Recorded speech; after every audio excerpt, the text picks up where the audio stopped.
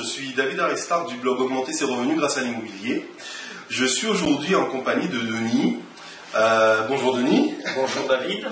Donc comme prévu, je vous ai préparé spécialement pour vous une vidéo qui va parler aussi d'immobilier, mais on va aller un petit peu plus loin dans ce qui est l'immobilier. On va parler de tout ce qui est lié aux travaux, à la rénovation, mais aussi à tout ce qui parle aussi de l'investissement immobilier. Voilà, donc j'ai fait appel à Denis. Je ne sais pas si vous vous rappelez, regardez à côté, là haut en bas. Il était intervenu dans l'émission Envoyé spécial, où c'est lui qui avait en quelque sorte fait toute la démarche par rapport aux travaux qu'on a réalisés. Donc je vais laisser Denis se présenter. Il va vous dire qui il est. Et au fur et à mesure, vous allez voir, il y a quelques petites questions que je vais lui poser qui vont vous permettre d'en savoir plus sur son métier. Donc Denis, est-ce que tu peux te présenter, dire qui tu es, d'où tu viens, qu'est-ce que tu fais dans la vie?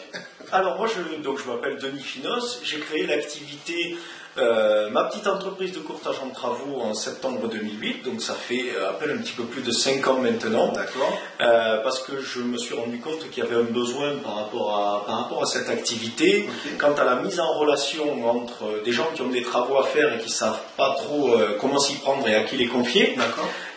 Et les artisans, qui sont eux des professionnels du bâtiment, mais qui n'ont pas toujours le savoir-faire commercial pour justement aller chercher les clients et les conseiller sur la meilleure manière de réaliser leurs travaux. Donc ça fait 5 ans que tu fais ça fait 5 ans que tu mets en relation des particuliers ainsi que des professionnels artisans dans le domaine de l'immobilier, rénovation.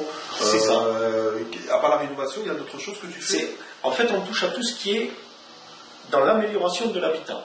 Donc ça peut être de la rénovation, mais ça peut être aussi de l'agrandissement de surface, de l'extension, de l'aménagement de combles, de la surélévation, etc. Ça peut être il y a beaucoup de travaux, on fait souvent des rénovations de salles de bain, des réagencements, enfin, il y a tout ce qui permet d'améliorer l'habitat existant, on est a priori concerné.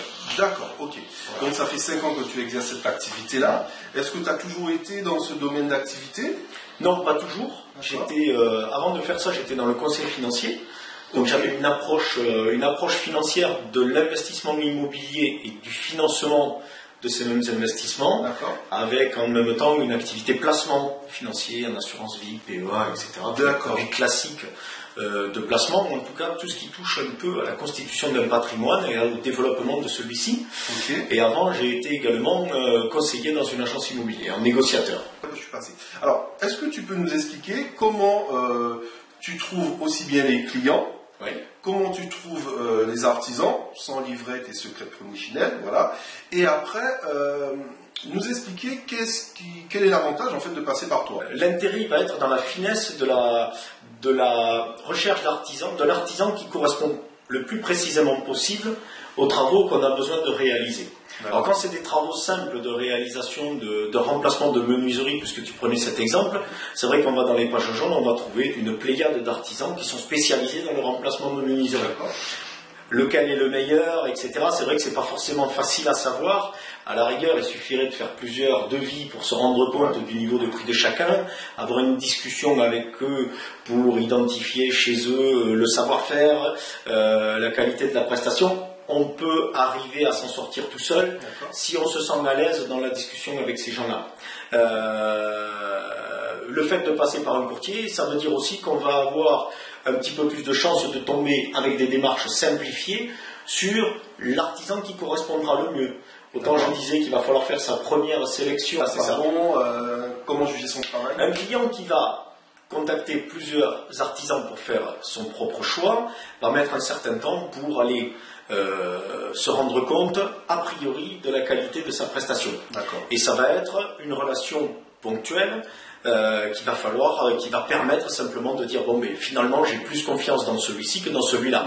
Cette confiance on va l'avoir non pas parce qu'on sait qu'il travaille bien, on va l'avoir parce qu'on a un ressenti de ce qu'il est capable de faire. C'est très subjectif. C'est très subjectif et on ne saura en réalité qu'après si oui ou non on a eu raison. Et c'est ce qui amène souvent des déceptions parce que on a pu se tromper simplement parce qu'on a cru qu'on pouvait faire confiance et puis finalement c'était pas tout à fait ça. Donc moi, l'avantage de passer par un courtier, d'une manière générale, c'est que le courtier, il va avoir une relation durable avec des artisans.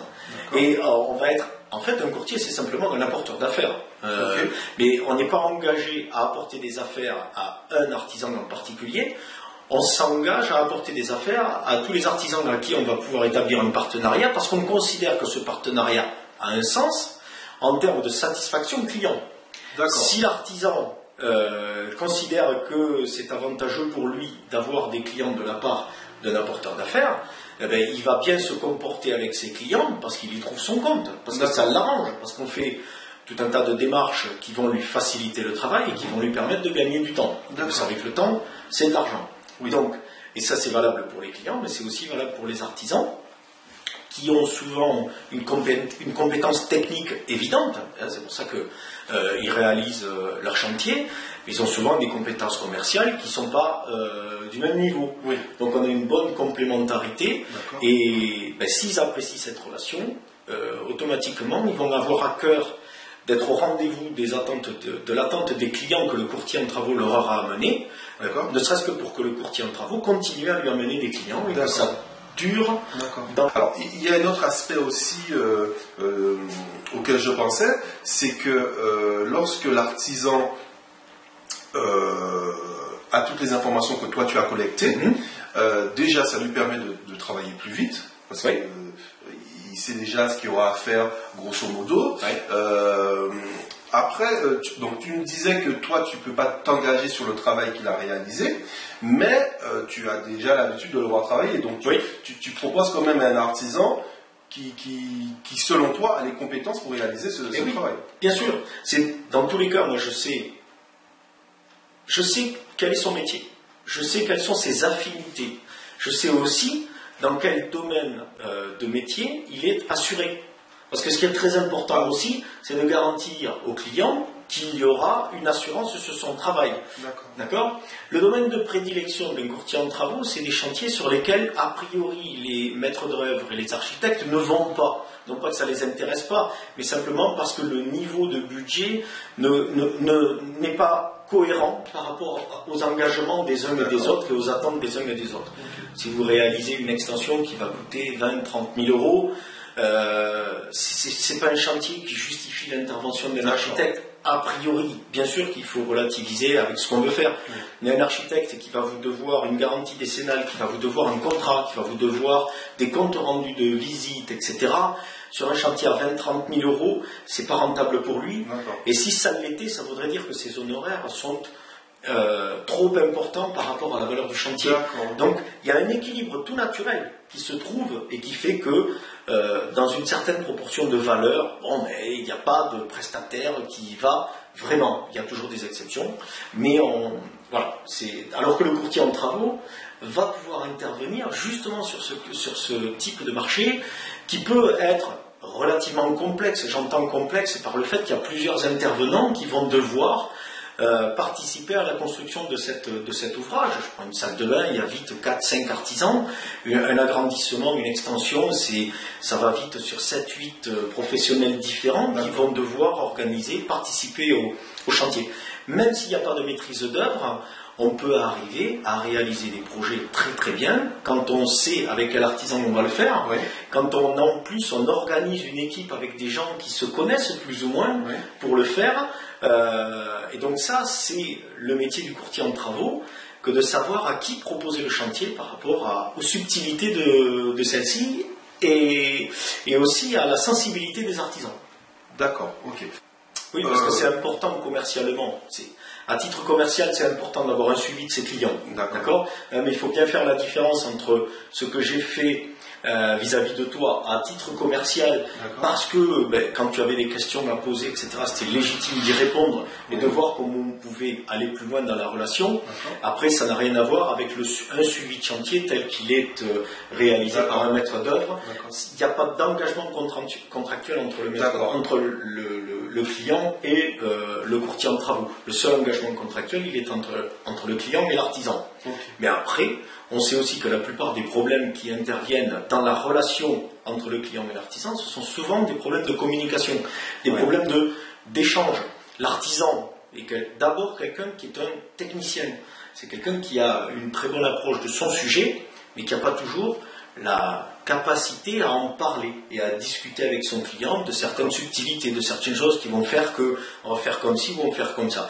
Et ce défaut de communication, qui vient aussi parfois du client, fait qu'on ne s'entend pas précisément sur ce qu'il y a lieu de faire. Et quand l'un et l'autre croient que c'était ça qui était prévu, et qu'en réalité, on se rend compte après coup que c'est pas ça, et ben c'est là qu'on a des problèmes. Alors que le fait d'avoir une relation de communication, ça va permettre d'anticiper au maximum toutes ces choses-là, et donc de forcément réduire le risque quand on passera en phase de réalisation. D'accord, ok.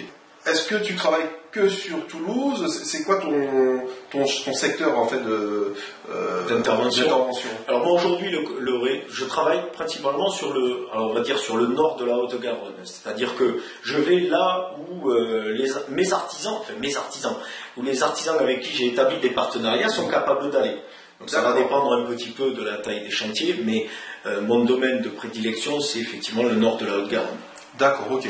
Donc, est-ce que tu as un dernier conseil que tu pourrais donner à des personnes, des prospects qui voudraient faire, par exemple, des travaux d'agrandissement? Est-ce que là, il y a un conseil que tu peux leur donner?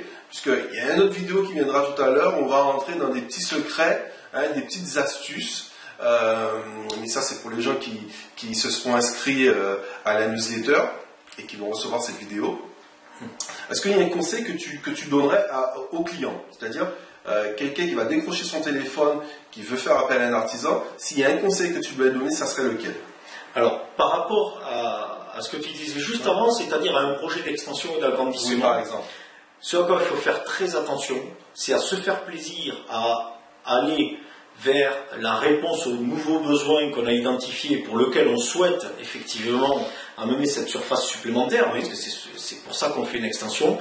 Ce qu'il faut, c'est surtout garder à l'esprit le fait que peut-être un jour on aura besoin de revendre ce bien. Donc c'est se faire plaisir en préservant le côté patrimonial du projet qu'on est en train de réaliser pour que ça ne soit pas un obstacle à la vente, mais au contraire, ça permette une plus-value à la vente. D'accord. Quand j'étais à l'agence immobilière, j'ai vu des choses formidables qui avaient été faites, mais qui ne faisaient plaisir pratiquement qu'à leurs propriétaires. Ça rendait une revente très très très difficile parce qu'on n'avait pas cette cohérence entre le produit de base et l'augmentation de surface qui avait été réalisée. D'accord, ok. Bon ben voilà, voilà la petite vidéo tant attendue. C'était David Aressac du blog Augmenter ses revenus grâce à l'immobilier. Et c'était Denis Finance. Et le nom de ton blog, c'est quoi? C'est défi-service.fr. Voilà, donc vous pouvez passer dessus. Si vous voulez des informations, si vous avez des projets concrets, bien sûr, ben vous pouvez l'appeler. Et je vous donne un rendez-vous pour une prochaine vidéo. Voilà. Allez, ciao, bye bye. Allez, au revoir, Denis. Au revoir, David. Au revoir.